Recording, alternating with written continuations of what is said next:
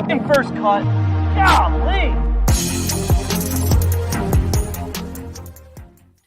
Welcome to the First Cut Podcast. I'm Rick Gehman, and this is your recap episode for this week's The Players Championship. Joining me to break it all down, Greg DuCharme is here. Hello, Greg. I am nearly speechless after watching that performance. What a week. I was going to say, if you had to say one thing, Greg, what would it be? What a week. Yeah. What a week. It was really something else. I'm just blown away.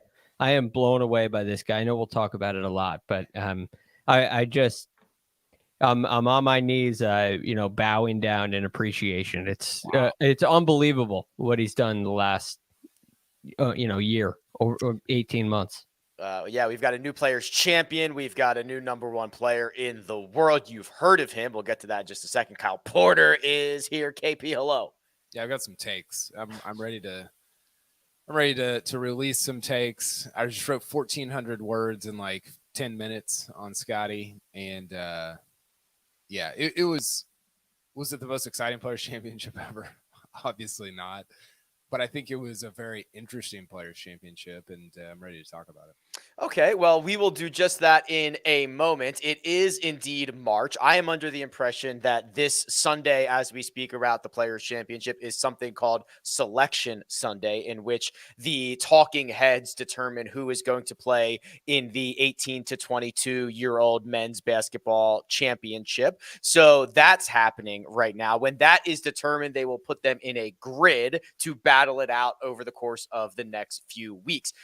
If you fill out a grid with us, we'll figure out something to give you. I don't know what we did last year. Maybe it was Paramount Plus prizes or whatever, but we've got a bracket challenge, and the link is in the description. So you can go and get in there, get involved, put your picks in. Greg, have you filled out your bracket yet? Or do we even know the teams yet? Probably any moment. Any moment. I don't think it's completely settled yet. But anyway, it doesn't matter if they're in or not. I'm waiting for your little rundown on it. Thank you much. Yes. Yeah, because last year I know that worked really well. So we'll see what happens. I haven't followed a ton of college basketball this year, so I need a little bit of help, and I'm going to trust the data. There you go. Just a 99th percentile bracket without ever watching a game. Yeah, that's.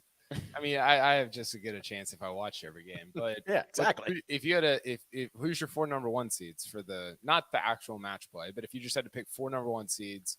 We're making a golf bracket right now. Oh. Rahm, Scheffler, who else? Rory. I think those three are pretty clear. Rory? I think so too. The fourth one is the most interesting. The fourth one's Max Homa. I think Homa's in my 3. That could. I probably wouldn't do that. I'd probably put him number 4. I wouldn't do that. I would finalize. I would come to grips with Max Homa being 4th, but I think that if you could convince me on Patrick Cantlay or Xander Schauffele, I'd be like, yeah, okay, like no problem. I think any one of those 3 is fine. If you made me pick, I think Homa's the guy. Yeah. Yeah, Xander and Cantlay are scary 2 seeds. Yeah, very scary. They're Final Four a lot. They're in a lot of Final Four brackets. I might go Rahm, Scheffler, Homa, and Xander ahead of. I might have Rory as a 2 seed. Wow. He has. I mean, I can't believe we're starting this talking about Rory, but he hasn't been that good on the PGA Tour this year. He almost won Bay Hill, but missed cut of the Players. He's fine on the West Coast. I just don't. I guess the point is to bring this back to Scheffler. We keep putting him in this category with Scheffler and Rahm, and he doesn't belong there right now. It's Scheffler and Rahm, and then everybody else. So hold on. Since we're here, his last 4 PGA Tour starts are 5 have 2 wins, 2 runner-up finishes, and a 29th and a T32. So that's 6 Okay, starts. we're taking that back to last August. Okay, let's go back to this. So you said this year. So it is a T32, a T32, a T29, and a runner-up. He's only played 3 times. And Players. Yeah, and a missed cut now. And a miscut. Okay. Yeah. Yeah, this is not I'm not doing like 2 years worth of data. I'm just saying, and maybe the point is with a bracket, you would do a longer period of time, but I wouldn't have him in the top 4 right now. Well, come to Twitter for my KPMGR on Monday. Yeah, I've already got my tweet notifications turned on for you, so I'm excited for Monday morning. Link in the description. Go fill out a bracket. If you win, we'll figure out something to give you, which will probably not be worth that much, but it'll be worth lots of bragging rights. Gentlemen, ooh, doggy, TPC Sawgrass on Sunday. Players Championship, $25 million in the purse. We'll take this chronologically, as we have been, to great raving reviews, because there were some guys, Greg, that got out early. Hideki Matsuyama moved up 21 spots on the leaderboard. He goes out in 4 under, has a birdie streak from 11 to 13, then runs into a bit of trouble with a double on 14, a bogey on 18. It's still a 4 under round of 68, a solo 5th place finish. But Hideki was vibing in his Sunday yellow. Oh yeah, and you knew the cool thing about that was, even though Kyle called Scottie the night before, and it still felt very real. You knew that there was so much trouble looming, and the thing I found so compelling about it was the weather coming in. And they showed that graphic on the broadcast with the weather system moving north into Georgia and all the winds that was going to bring. And that really did come into play.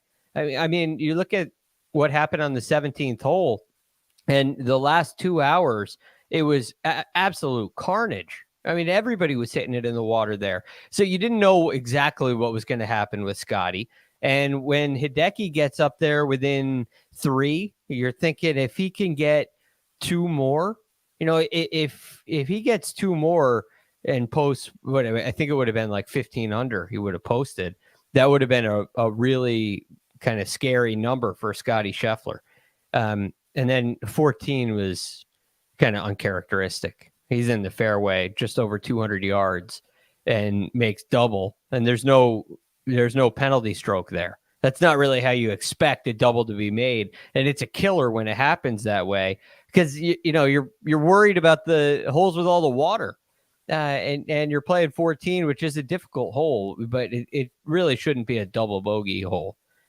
So I think that was a little bit disappointing, but it was a great round nonetheless. Yeah, he hits it wide right on his approach. He chunks it, has to hit another pitch, which goes past the green, then a couple of putts from there. Double bogey adds up very quickly for Hideki, but he paved the way for those early movers, KP, because the next one was Max Homa. Ho-hum, front 9 for Max, out in 35, just 1 under, plays 10 through 12 at 4 under par. He then runs into a bit of trouble on 17, makes a double there. So this trend of guys getting off hot, getting through 12, 13, maybe even 14 holes, but stumbling coming in continues early on Sunday.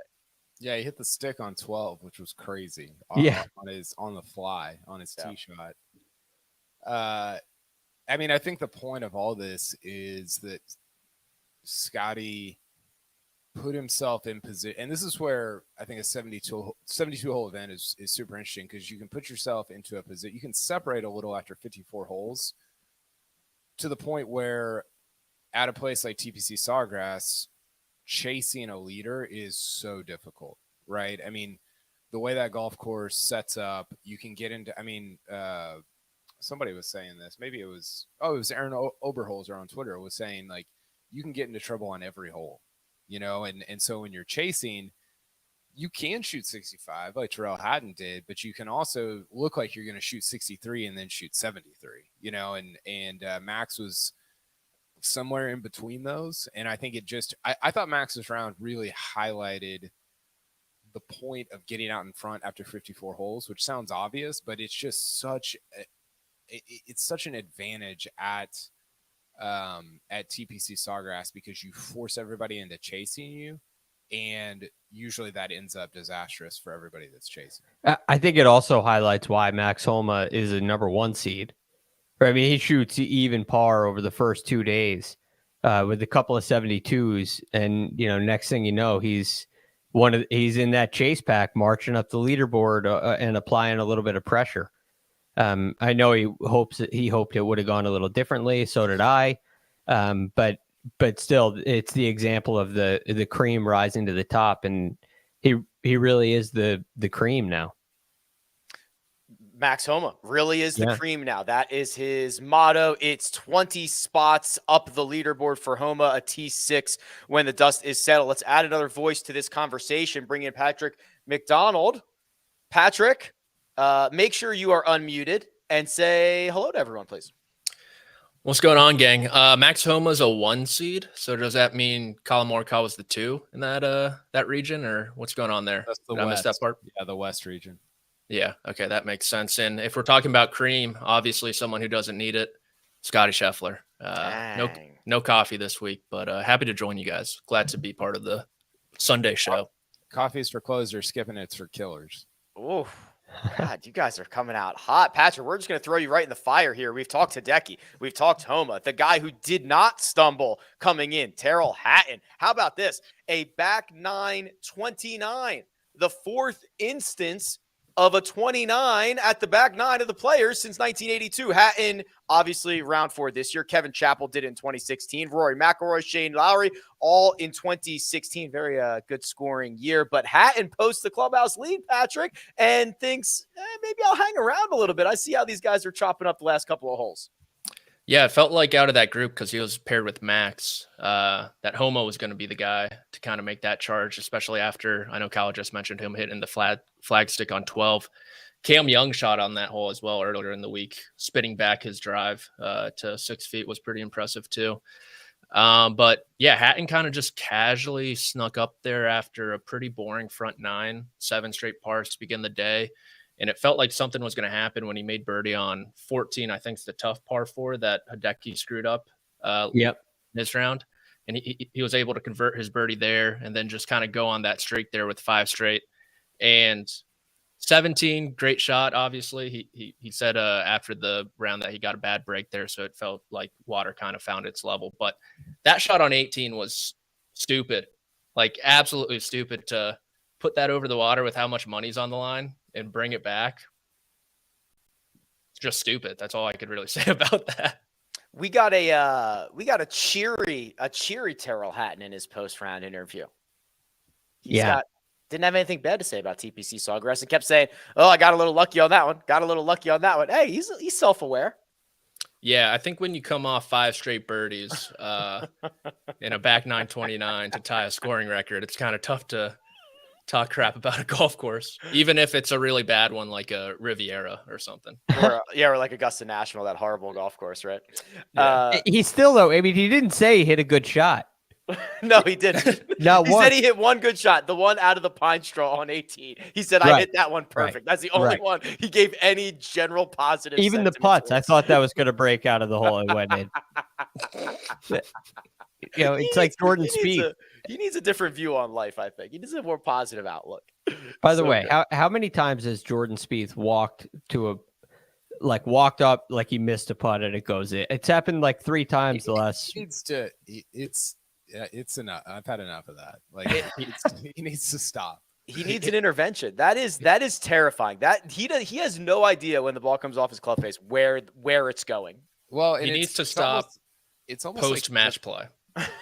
It's It's almost like he's obsessed with you knowing that he knows that it's a miss, and it's like just let it play out. Like be normal. The Hatton thing, like it, I don't know. Like him at TPC Sawgrass is just incredible because he hit one in the water on, was it? I think it was Saturday, either second or third round, and it got me thinking about how like I wish we had a Ryder Cup at Sawgrass just for the off chance, like the tiny minuscule chance that Hatton would hit one in the water on 17 to lose a match, and what his reaction would be to that. What would be sick is they would move 17 to like 13. Yeah. I was thinking about that when you when I saw your tweet there, Kyle.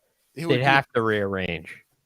Yeah, they probably would. You would want to though, right? You would want 16, 17, and 18 to be played every single match. Yeah, it's exactly what they did at Quail Hollow, right? They moved that closing stretch to like 12, 13, 14 or something like that.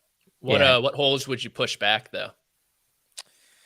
See, it's interesting because 12's a good match play hole, right? Mhm. Like the drivable. So I would say you go 12, 16, 13 through 17, 15. 18. Yeah. Yeah.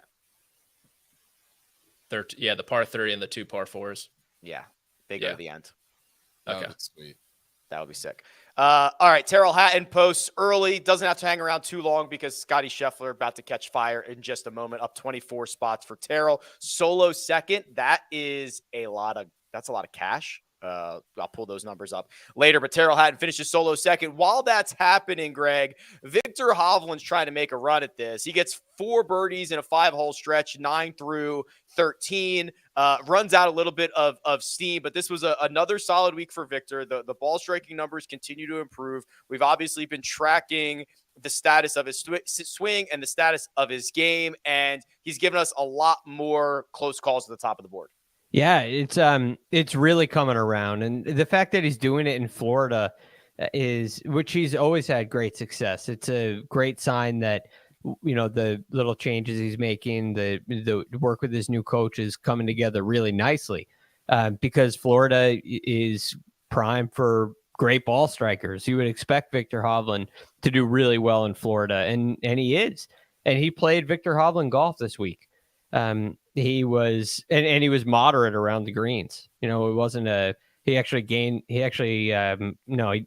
almost gained strokes. He gained strokes today around the greens, but 15 to 23 for his scrambling. But he hit a bunch of greens, which was a really good thing for him. Nearly 50. And I think that ball striking is where Viktor should be. It's exactly what you would expect out of him. So it's nice to see him come through and play a great round and get through that gauntlet at the end, unscathed, bogey free, which proved to be really hard to do later in the day. Let me circle this back, Kyle, to a conversation we had earlier in the week. Viktor was one of the guys that we listed as, quote, needing a win or looking to get that signature win, I believe is the way that we phrased it. He was in it earlier in the week. He played great on Sunday, but with the way the timing worked out, it was a very small chance he was ever going to catch Scottie Scheffler. But he spent at least a majority of the Players' Championship in the mix of winning this thing. Yeah, he did. He burned the area. He almost made like his last 4 putts too. I mean, he really could have shot like 64, 65. I think the thing about him is you want to see, and this is how I feel about a lot of the guys that we talked about with the signature win thing, is like, I kind of need to see you lead on a Saturday night, like going into the final round, because it's just, it doesn't seem like there's a big difference between T4 and winning. And maybe on the scoreboard, well, this week there is, but normally on the scoreboard there's not. But man, 1 stroke, 2 strokes, like even that it's like a lot. And it doesn't seem like a lot after 4 days and 270 shots and all this stuff, but there's just such a difference. And we saw it with Scheffler leading and everybody chasing and having to post scores. Like, that's just such a different position than the position that Hovland usually finds himself in. So yeah, I think it's good golf from Hovland, which is what he almost always does, but it's almost a different sport when you're leading for the last 36 than if you're like going out and shooting 68 on the weekend. If that makes even final group. Yeah. I mean, you've already seen it with him when he's in the final group. Think about the Open Championship last year. The API. We don't think week. about those, Greg. We don't think about those at all. But you know what I'm saying? Like, it's just it's a different deal. And this is sort of a little bit the Rory argument where it's like, oh, backdoor top 10, and that gets joked about. But it's like, it's different to backdoor top 10 than it is to like lead like Scottie or Rahm or like Rory has so many times over the course of his career. The one thing, Patrick, here that I think we should probably keep an eye on moving forward is Victor's he's kind of a streaky golfer.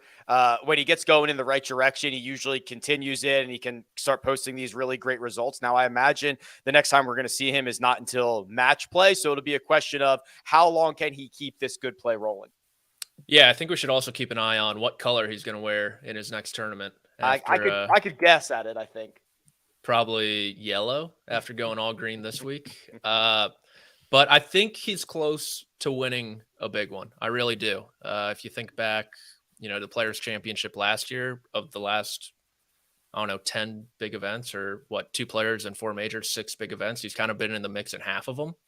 And it's really he obviously knows how to win. He wins at a pretty impressive clip worldwide in some funky events, but winning these bigger events is a completely different animal. And I think he's getting close. We've heard Max Homa talk about the biggest thing for him was realizing you don't need to be perfect on Sundays. And I think that's what a lot of young guys have failed to recognize thus far. We almost saw it with someone like Min-Woo Lee today, where he probably felt like he had to play perfect to beat Scottie Scheffler. And then all of a sudden you make one mistake that compounds into another one. You're at a tricky golf course. All of a sudden you're making 7 on a hole where you should be making birdie. So I think Victor's really close. He hasn't really been the most patient player throughout his career. But I think slowly but surely he's going to, start going middle of the flag stick when he does have a lead late, like at the Arnold Palmer or something like that. A big one's coming soon. Couple of nuggets. He did say he called an audible on wearing the Jay Lindbergh wanted him to wear the green pants again on Sunday. He opted out for the khakis.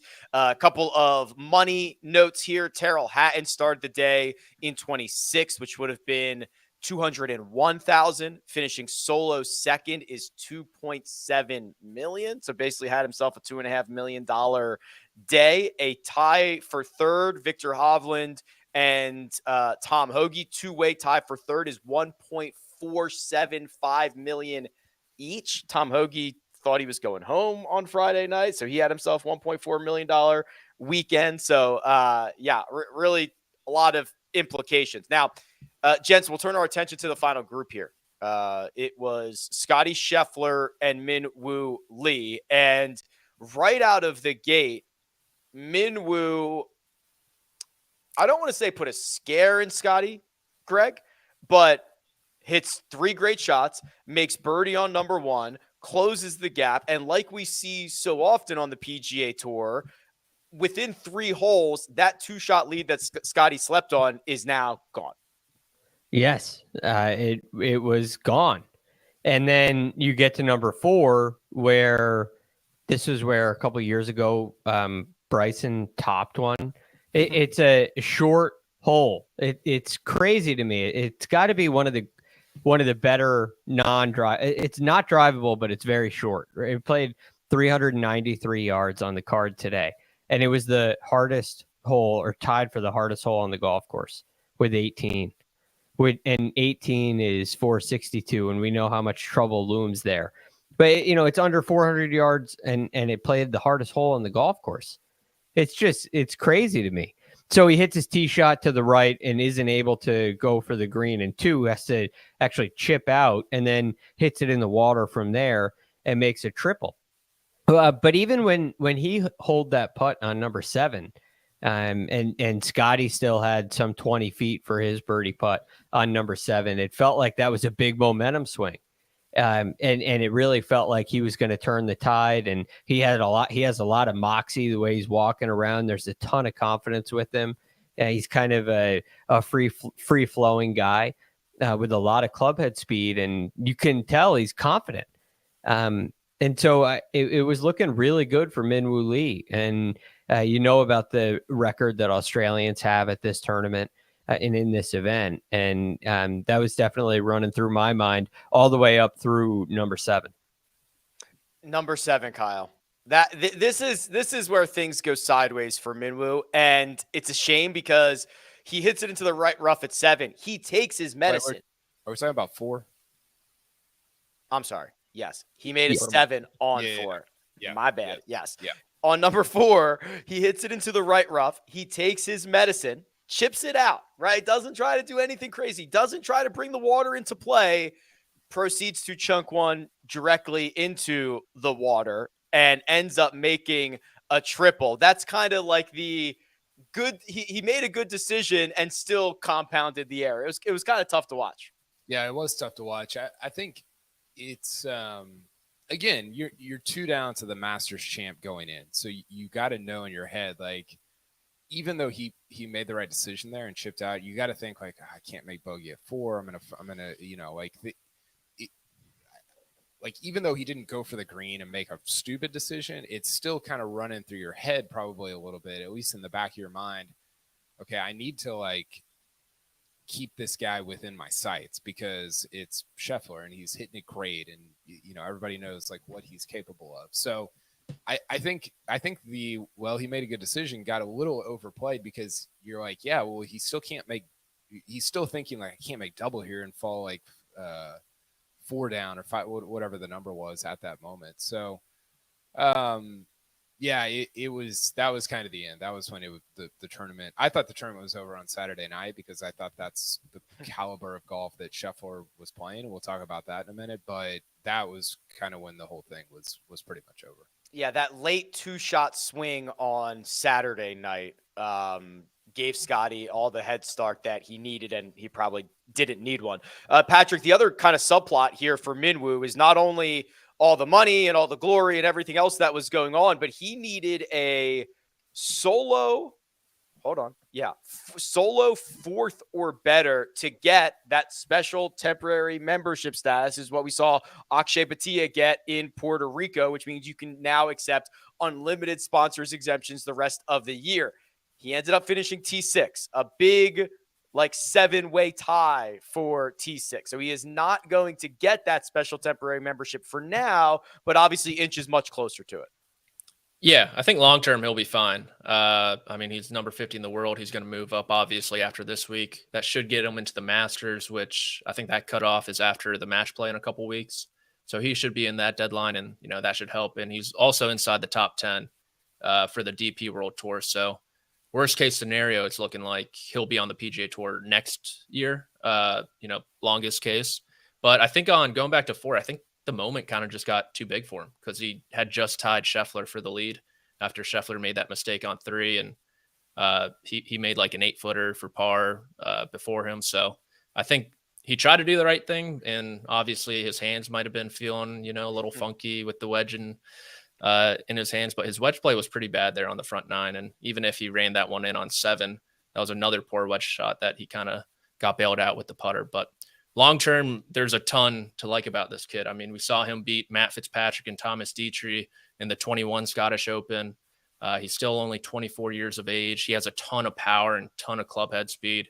It's kind of like the perfect modern golfer in that respect. And the stinger iron that he learned from Tiger Woods is disgusting. It's one of the coolest shots that was out there this week. So he'll be on the PGA Tour, whether it's this year or next year. And I'm hoping he gets in the Masters to kind of see what he can do around Augusta. I'm way in on Minwoo. Yeah, me too. He's awesome. Talk us through that shot that he hit, Greg, because I think he only hit, at least till late in the round, he'd only hit 2 drivers, and they were both pretty ugly, but he's got this, I don't know if it's a 2-iron that he just absolutely ropes and can get it to run out to 300 yards. I mean, he's very, very powerful for the frame that he's got. Yeah, his driver club head speed is above 120 upwards in that frame. And with that driving iron, he hits a low shot with it and is able to just wail away at it, very much like Tiger Woods. But with the driver, he hit a couple of hooks. The one on 11 was really ugly, and so that tells me that he's a little underneath. Which Patrick has said he's a habitual drawer of the ball too, so he probably knows a little bit about this. You start to get under the plane a little bit, and it brings a hook into play. And when you want to hit the ball lower, you have to get a little more, they call it on top of the ball. The path of the club has to be a little more out to in rather than in to out, which you need to hit that really high draw. Or I call it underneath the plane, under the top. And he's got to work over the top to hit it low. So this is something that Tiger has battled in his career too. And in 2018, Tiger was really good when it got windy and he needed to flight the ball down a lot because it forced him to get on top of it. It forced him to get over the plane. And when he had to hit it low. So when Minu goes to that low shot, it takes out his miss, which is that big left hook. And with all of his speed, it goes forever. And when you launch it really low and you get a pro tracer on it, it looks sweet. You don't even need one. If you see it in person, it's sweet because the ball's moving really fast and it's at eye level. So it's a shot that is extremely useful. And I think even for us, maybe especially for drawers of the ball who miss left with a hook, it's very useful. That's Minwoo plays the way I do. I can't hit driver. I just hit 3 or 4 iron everywhere. Minwoo plays like Kyle Porter. Yeah. You wear that on the course I think too, Kyle? Did he say that after Thursday's round? Yeah, he said it, and now I said it. So we're on the same page. I need that shirt. He looked sick. He looked awesome. Yeah. He also used. I brought this tweet up, but he tweeted something after the Scottish last year, I think, about how he hit a ball flush, which is like the coolest phrase ever and needs to be in kind of the lexicon. I forgot. Oh, he was tweeting at Brandel, and he said he hit one flush, which is kind of what his fit was looking like on Sunday. Flush. Speaking of flush, let's talk about him. It's time. Scottie Scheffler has done it again.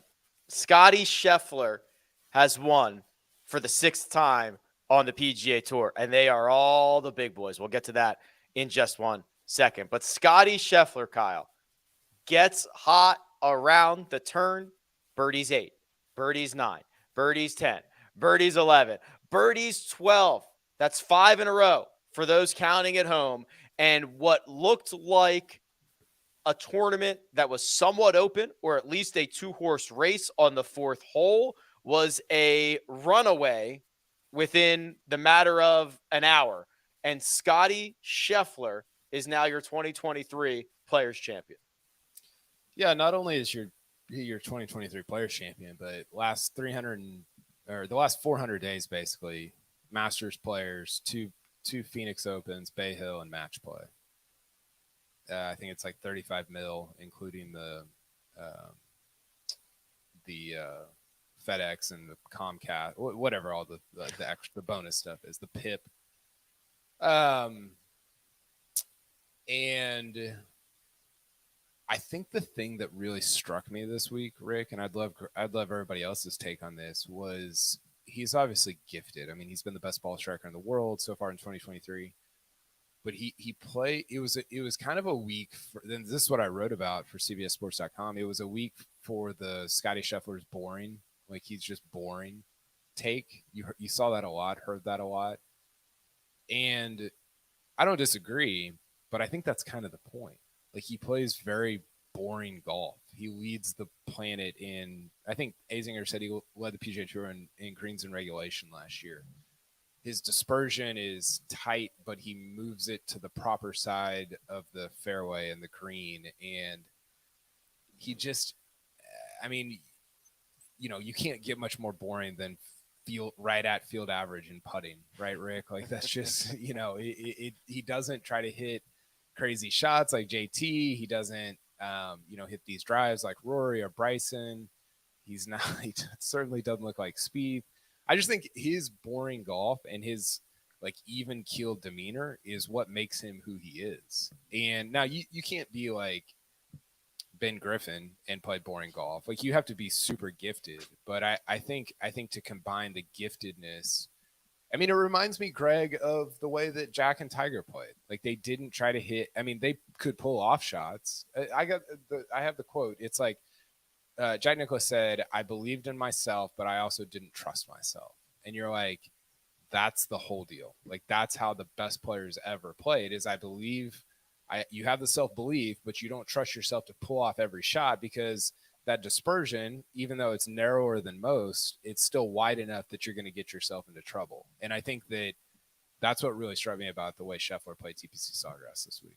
There's a great wisdom in that, in understanding that at my very best, I only have so much control over where this golf ball ends up. Yeah. And when I hear you talk about that, Kyle, and I was thinking about this watching him play, I just think Ted Scott has been a huge asset to Scottie Scheffler's team. Ted Scott, of course, came on last year before all these wins happened, and they played the right shot. That's all it is. They don't try to do too much. Just because he practices something doesn't mean they have to play it. It doesn't mean that just because you have learned how to hit a big rope hook like JT, you're going to pull it out 4 times around. You know, he's not lured in by the shiny new toy. If he even has one, I don't know that he has one and doesn't play it, but he has more shots than he plays. Yes. He plays the highest probability shot over and over. It's just so funny to me that he's considered boring in a lot of ways, because before he won, especially in the DFS community, he was a big time birdie and eagle maker, right? He was always the guy that's scoring more fantasy points than he is than his finishing position, because he makes so many birdies, and he does make a ton of birdies, but he goes about it in a systematic way, and he doesn't take on too much risk. He's patient. He is very trusting of his game.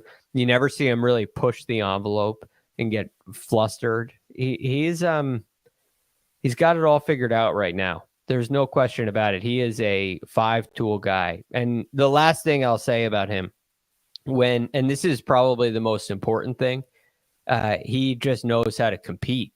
Mm-hmm. And he gets these situations like number 3 at the Masters last year where he chips in, number 8 this year where he's faced with a awkward little shot, kind of at a critical moment, right? Minwoo Lee just made birdie on the hole before, and Scottie chips in, and he has that knack for closing the deal and pulling off phenomenal shots. That shot on 8 was far from boring to me. It was sick. It just, he does it on 8, right? He does it on 3 at the Masters last year. He does it early. He doesn't do it to win. He does it early, and it is to win. It's just now he can go play the rest of his round, and we all know he's going to win, and they become these forgotten shots. So I think a lot of the magical, non-boring stuff that happens for him is around the greens, which is probably an underrated aspect of his game. Spieth talked about that, just how good his hands are after his round, after Spieth got done. And coincidentally, Spieth is sort of the guy that Spieth is the least boring person on the planet right now. And I think we've been a little bit conditioned, and I'm probably the guiltiest of all, to believe that like exciting is also equated with like really good. I think exciting is just exciting. It doesn't mean that it's like, it certainly doesn't mean that it's better than boring. And I think what it means is you're walking a pretty fine line, which is what we've seen with Spieth over the last, I think Spieth's best golf actually was, when he won at Pebble, I remember a player saying, like a good player saying, like, this is scary because it's very repeatable. And that's what your top players are going for. And I think Spieth's best was actually like, it wasn't boring like Scottie's boring, but it was certainly a lot more boring than it is right now. And like, that's what you're going for, is boring golf. You don't want recovery shots, and like there's only so many. Like Phil is Phil. Like there's not that many guys like that out there that can win 44 times while being just absolutely psychotic all over the golf course. So I don't know. That was just what I was thinking about as it relates to Scottie. Well, think about, I think this week is a really good example, Patrick. So statistically, Scottie Scheffler continues to be probably the best tee to green player in the world. Gained 17 strokes from tee to green at the Players, the 6th most of any winner since 2008. The other thing that he did that really showed this week for me is what Greg was talking about, like how good he is around the green, right? He was 4th around the green, and there were a lot of shots all week long where guys would hit chips or hit these around a green shots and leave themselves 6 or 7 feet.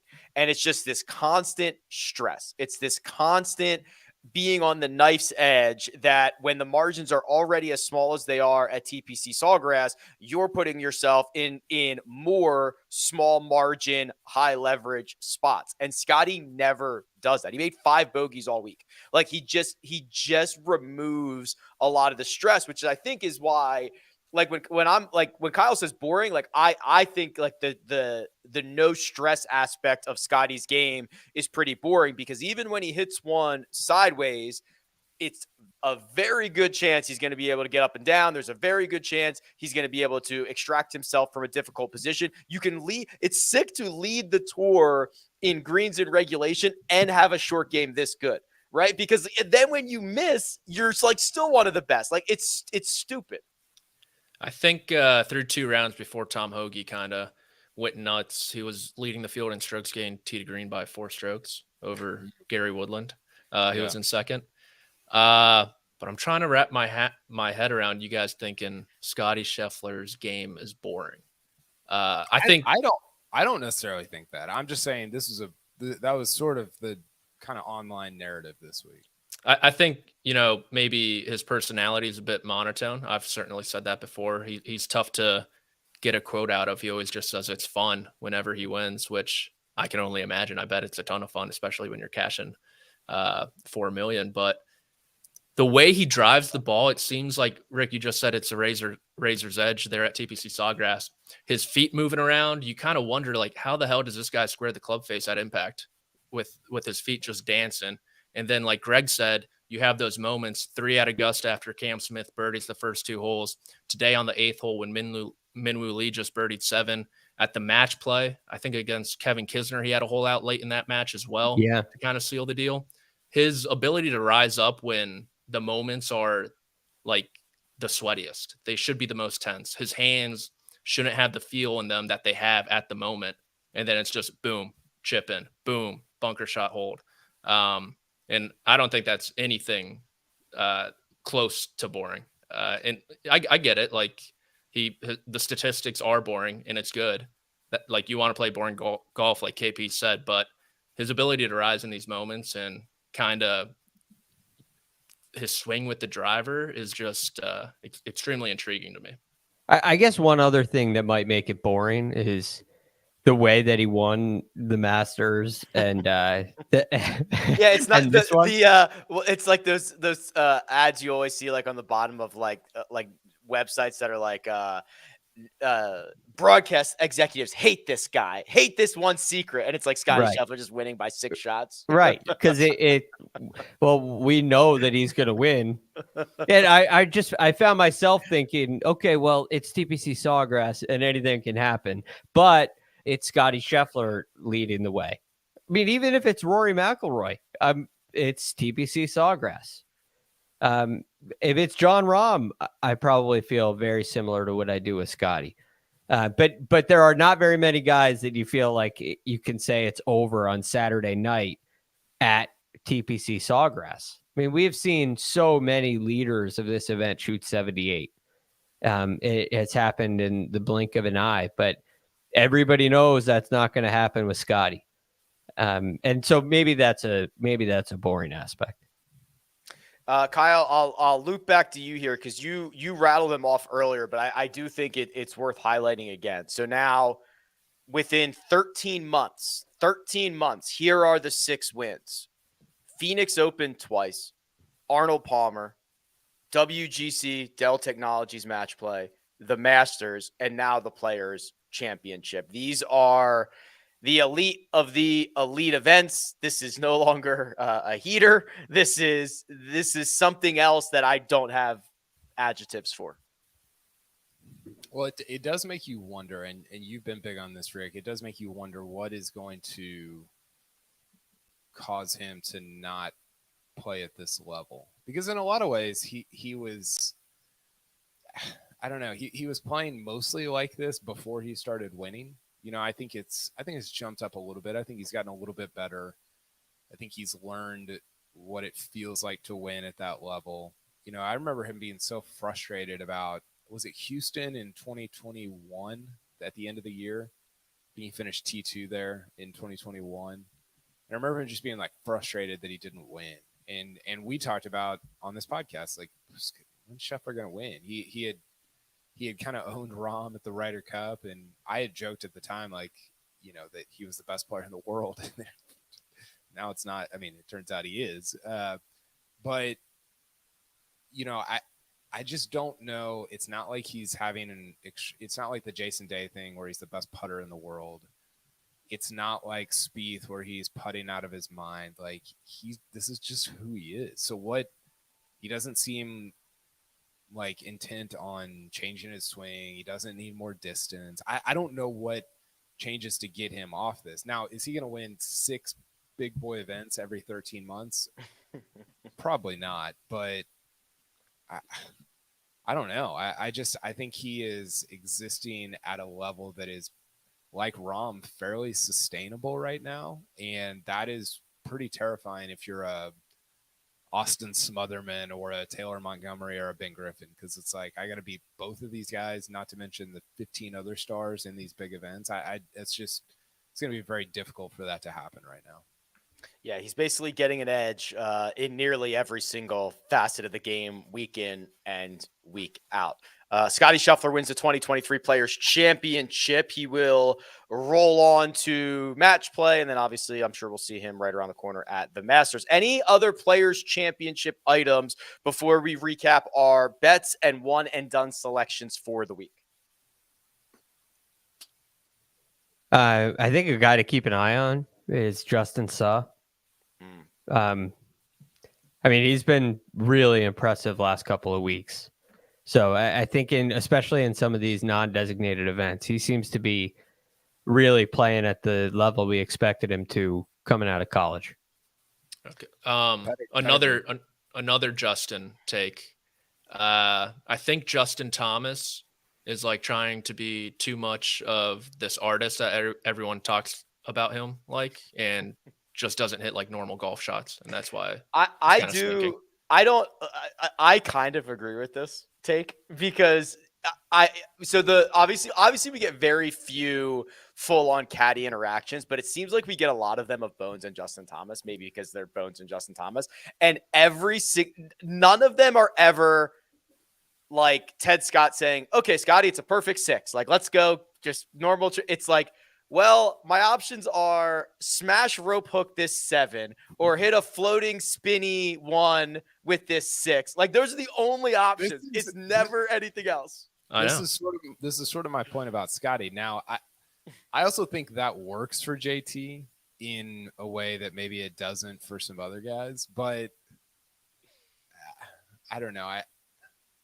I think sometimes he falls in love with the shot that he can hit, feasibly could hit, and doesn't just hit the shot that he probably should hit, Mm-hmm. And I think that's what made Tiger so special, is like, he most often just hit the shot that he should hit. He was so disciplined to do that, even though he could hit this other shot, and he would pick his spots with like the special shots, and they would be extraordinary.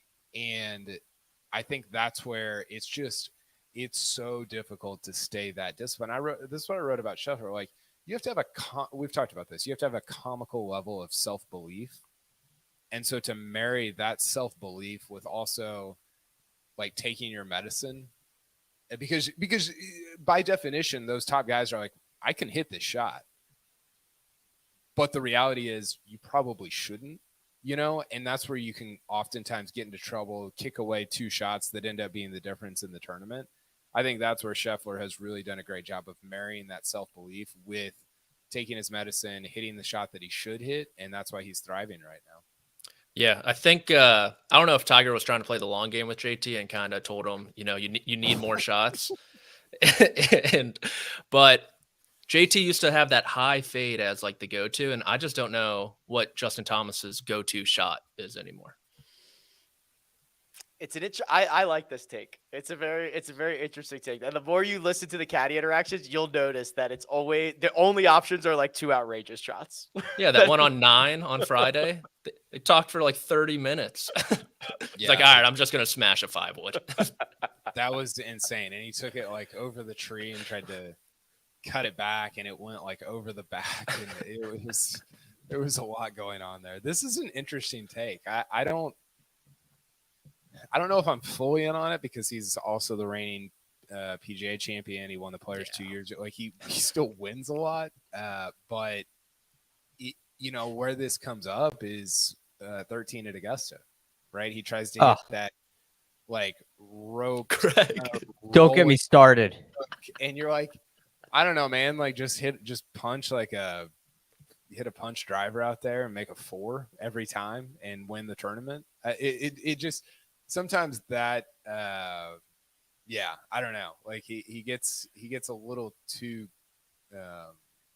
he tries to be too much of an artist, maybe a little Bryson in there. There's just nothing easy. Like the whole idea behind the game is make it as easy as you can. Not as hard as you can. Just because you can doesn't mean you should. Right. It's very frustrating. I completely agree with you, Patrick. 100%. And it's been probably 4 years. It's been going on for 4 years now. Hey, you're right. He's won a lot in that sense, but think about how much he would win. He doesn't make it easy. Exactly, Rick. Exactly. And right on Razor's Edge too. Players that rope hook on 18. Seriously. Yeah. This is a for someone to throw a take out at like the end of a block. This is getting pretty good approval rating. So good job. I was thinking of there was somebody else I wanted to talk about. Run me down the leaderboard, Rick. I don't have it in front of me. Here we go. Scottie Scheffler, Tyrrell Hatton, Viktor Hovland, Tom Hoagie, Hideki, Homa, Justin Suh, Justin Rose, David Lingmerth, Sung J.M. Collin Morikawa. Okay. Disappointing. 65 and then nothing else. How about did Tom Hoagie finish ahead of him? Yes. So by 3 shots. So Morikawa gets in by 13 on Thursday and then loses to him. Yeah. Come on. That's and I don't know. We didn't see a ton of him. I was watching for him and he just wasn't on the broadcast that much after Friday, really. I mean, a little bit early on Saturday, but statistically, Friday, Saturday, and Sunday, he gave it all away on and around the putting surfaces. He lost almost 3 shots in the short game categories in round 2. He lost 2 strokes in the short game categories in round 3. And then he was a little bit better and was a small winner on Sunday. But by then it was, too little too late. Yeah, he didn't drive it very well either, which I think is, he didn't. Man, that's paramount at TPC Sawgrass. Like just to put, and I think he was the one that said this on Thursday. You and I talked about this, Rick. If you're not putting yourself in decent spots off the tee, you can't score. Like it just with how high the rough is and how much the greens can when they're playing firm can reject your approach shots. Like it's just really difficult. And it looks like he didn't. Again, I didn't see a ton of him, but it looks like he didn't drive it that well on Friday, Saturday. Collin Morikawa finished T13, 7 under par, tied with bunch of guys, 2 Canadian Adams, Svensson and Hadwin, Ricky and Denny, also Christian Bezadenhout. Anybody else? Anything else? Going once. Jerry Kelly, shout out. It's awesome. Jerry Kelly makes the cut, oldest guy to make the cut to Players Championship. 50. We were watching it at the hotel, and they were like 53 years, 9 months, 17 days, and Armina was like, "Damn, they really put him on blast there, like exactly what his age is." This old guy. I was like, yeah, but it's like a record. It's like a good thing. Golf's insane. He's 50 whatever years old. He finished T19 at the Cologuard Classic last week, and then we went out and beat Rory by 3 to make the cut. And you're like, that's just it doesn't have. I mean, we talk about this all the time. It doesn't happen in other sports. It's so much fun, so cool. That was a fun sub story throughout the week. Yep. T54 for Jerry Kelly. Will Gordon, Gary Woodland, Matthias Schwab also finished T54. So good on you, Jerry. All right. We're going to do our best bets, and we will recap our lots of money in the one and done. But first, we're going to take a quick break and hear a word from our partners. Bracket season is here. Join the madness by playing the official bracket game of the NCAA. Get the CBS Sports app and be part of the madness. And we're back. We are kind of rolling with picks right now. So matchup-wise, 2 pushes for Kyle and myself. Mark got Denny McCarthy over Taylor Moore. And Patrick, look at you. Scottie Scheffler over Justin Thomas. That was really no sweat. Scottie finishes at 17 under. Justin Thomas at, I'm still scrolling, even. So that was 17-shot victory for you. Yeah, probably should have been over Friday or Saturday morning with the cut, but we can touch on the cut line drama later in the bets. Okay. Perfect. Top 20 or the finishing positions. Patrick, is this a typo? 2 in a row. Patrick goes Viktor Hovland top 20 plus 140. Our only finishing position win of the week. I don't really know what to say. To borrow one from Scottie Scheffler, it's fun winning. So. I had Cam Young. Kyle had Johnny Vegas. Mark had Adam Scott to finish inside the top 40. Adam Scott finished 71st. Vegas missed the cut. Cam Young finished T51. Couple of outrights. Okay, KP, this is where we get involved. You and I had the outrights exactly the same. Both Viktor Hovland and Scottie Scheffler. We will cash the Scottie side of things. Yeah, we had kind of 2 in play there for about 7 minutes on Sunday. So the Rahm thing is frustrating because he was definitely going to make the cut, and that definitely would have hit. But alas, had the WD. Do we have the standings for this? Because now 2 of us are back in the black, and Patrick is making his way out. I don't know if we have this, but I can just read it off. There we go. So Kyle and I are winners. Mark only has a couple of bets under his belt, and Patrick, you are getting yourself out of this hole you have dug. Yeah, I think I was almost 4 figures deep at one point. It was like the Tom Kim grave is what you were in, and he just buried you every week. They were calling me SVP for a little bit, but we're shedding that moniker. Wow, there you go. That's not a reference to Scott Van Pelt for those listening. Best bets, please. Yes. Actually, Patrick, you kind of got screwed on this. Okay, so Greg, this totally. Here we go. Give Patrick the floor.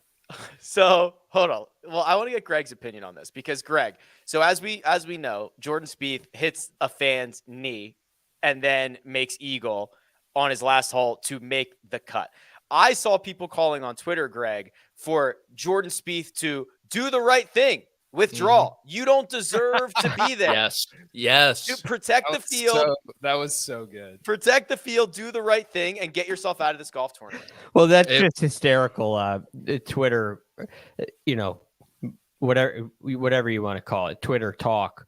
But that's insanity. But what happened was also insanity.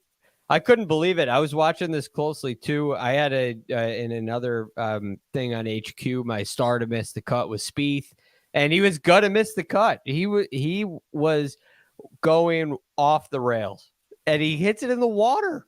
I didn't see it live. I was watching the shot tracker, or watching the scores, and I saw that he made eagle.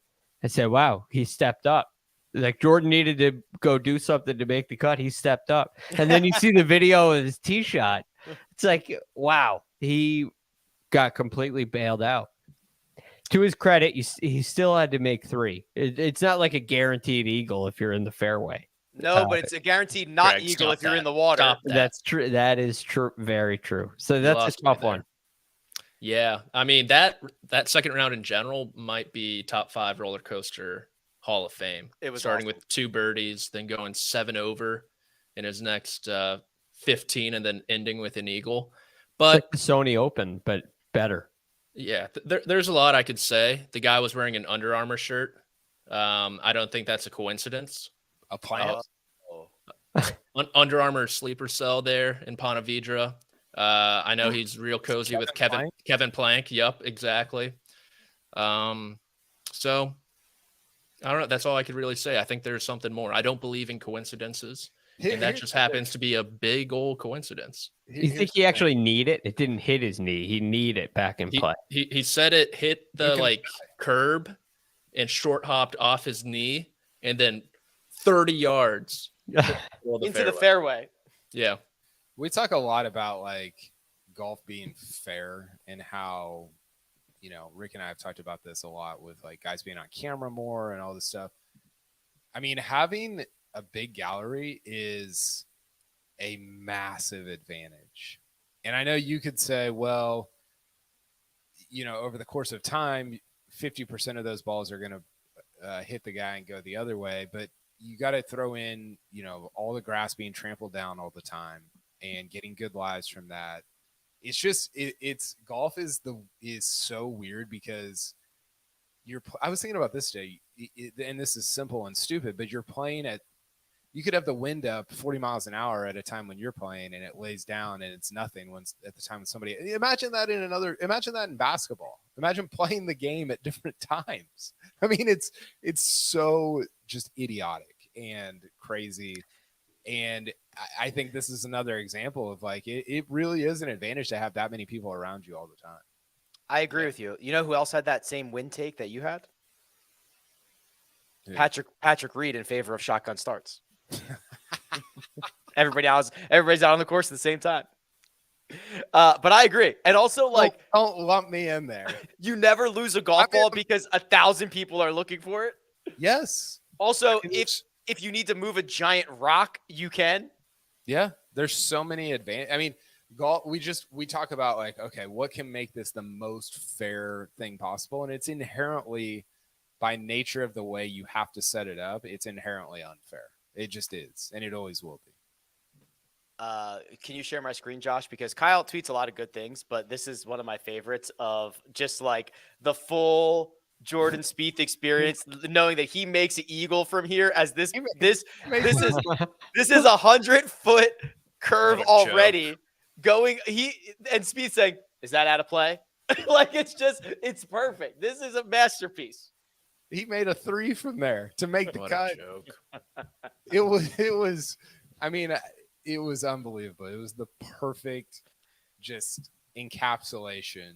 And to bring it back to Scottie, because I think everything deserves to be brought back to him today, the exact opposite of how he was playing, right? Like he was not missing that wide. And it wasn't, you know, there wasn't the crazy 3 on his card, but there was a bunch of 4s. And, you know, he goes on to win the tournament while Spieth finished. What did Spieth finish?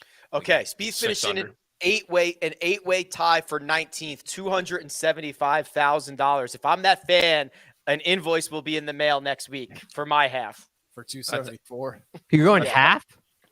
Yeah. At least. I mean, maybe I should get all of it. You wouldn't even be here. I'll say, okay, you know, cover your travel expenses and send me the rest. Yep. I'll say one last thing about this. It felt like a slap in the face Saturday morning when Kevin Plank trotted Spieth out there in that pink, black, blue striped polo with white pants and a white belt. It wasn't the worst they've ever done. I liked it. It was behind the X. It was 1B behind the X of the PGA. The X. That was the most powerful moment in golf Twitter where they literally shamed him into not wearing that shirt. Because he wore it on like Wednesday during the practice round. That's right. And he was scripted for it for like Friday, right? Yep. Mm-hmm. And it never got out there. Honestly, at first glance, I thought it was like a tribute to St. Louis and the Arch a little bit. But not made no sense.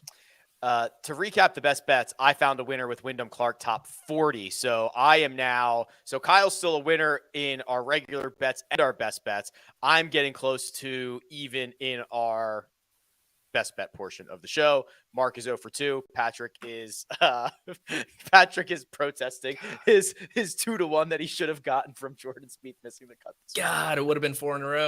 Keegan was like, he was kind of vibing on Thursday, and then he shot 78 in round 2. He made an 8, I think, can't remember what hole. But on 18. That was frustrating. That was tough. It wasn't as bad as Aaron Wise, but it was tough. One and done. So, a couple of items here, gentlemen. Okay. Lots of money was earned. There was a shakeup and an unfortunate occurrence, Greg, for the fans. Fans can stand. Well, John Rahm was the fan selection. Now, Jon Rahm played his first round in 1 under. He was poised to bounce back from his 2.5 strokes that he lost with the putter. He was probably going to win the Players Championship, but comes down with a little stomach bug. So he withdrew. And Greg, I believe this falls under rub of the green. Absolutely rub of the green. Yeah, it's disappointing. But this isn't the first time this happened this year. It's already happened this season. That's why Mark has an asterisk next to his name. And, maybe why I'm in the cellar. That might be the reason. Because this happened to Xander Schauffele as well. So, yeah, it's tough. It's just tough because you lose Rahm, and he was probably going to make the cut. Definitely going to make the cut. And you get 0 out of him. So that's a gut punch. But it is what it is. Sorry, fans. Tough one. Now, there were a couple of big movers. More on them in a second because they are not at the bottom of the board any longer. Greg, unfortunately, that spot now resides with you. You didn't have a bad week. Not at all. $736,000 from Max Homa, but you kind of got leapfrogged and you got some work to do. I'm kicking myself because I knew Scottie Scheffler was going to win. And like you did, everybody, it was so obvious to me. Yes. And I wasn't going to pick Rory. I wasn't going to pick Rahm. Friday. It was Scheffler on Tuesday. This was Scheffler, but it's the players, and a lot of stars missed the cut here. So I don't want to play too big of a star. I don't want to play too good of a player because I want to save Scottie. It's just for what? Nelson. Yeah, maybe I'll get a 2 for 1. You're going to take him for Byron Nelson and Colonial? Yeah. Maybe I'll get maybe get a power up, a double up, or we'll count all 18 million at or whatever the Tour Championship is. Maybe I'll play him then. What are we doing for that? I know that we've historically taken the FedEx money and doubled it, which would be pretty outrageous this year because that's now an elevated event. So it'll be like 7 million to first. The St. Jude. Yeah. Okay. That's historically what we've done. I got to start preparing for that because I'm like already through the top 30 guys. I feel like I've used everybody, so I'm gonna have to start. Yeah, you could use Davis Riley for that. We'll have to lock down the rules on that. I can't remember what we've done in the past. So Patrick, so Greg's at 3.3. Patrick, you also had a great week. You had one Viktor Hovland. And you got 1.475 million. You moved to 4.3. Things are tightening at the bottom, but you still skew towards that end of the spectrum. Yeah, I'm very happy with this week. For the fans, some would say it's a tough one to stomach. I don't know if Mark had dinner with Rahm on Thursday and maybe honestly told him to get the shrimp cocktail. With how much Mark really cares about the one and done, I would not be surprised that there was some sabotage in play. Yep, exactly. So maybe another asterisk next to his name. But like Greg said, we're only in the backstretch here. There's a ton of ball left, and I've got all the ponies. I've got them all. And so I might be down by 5 million, 5.5 right now. But just wait. When you guys have to trot out Davis Riley, I'm going with Rahm and Scheffler, baby. This is a good board right now. Yeah. The way it played out is like it's good for the actual competition. Yeah. It got tight. It got much tighter. Kyle, you're at 5.3 million. You also had Viktor Hovland getting 1.4 from Viktor. That is a big win. Yeah, it's great. I took Scottie last week. Turns out I should have taken him. I did that with Morikawa at Phoenix too. I took Morikawa at Phoenix. Should have taken him at Riv. I think he finished 3rd or maybe 2nd there. So I don't know. I thought Hovland finishing.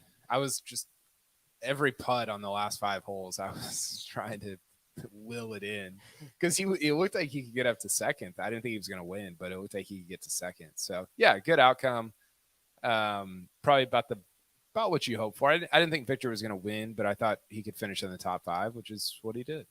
The big movers, Sia and Kyle M, both had Scottie Scheffler. So they both get the full $4.5 million. That moves Sia into 5th, $5.8 million. Kyle M into 4th, $6.5 million. Greg, that's your big boy. There will not be, barring whatever we do at the Tour Championship, a bigger prize all year long. Yes. And it goes to a stud, Scottie getting the win at the Players. It doesn't always happen here. You get a lot of variety in the winners, and you always have a great field. And this leaderboard had a lot of variety as well. So it's cool for Scottie. It's not cool for me in one and done. But things are definitely in this competition shaping up quite nice.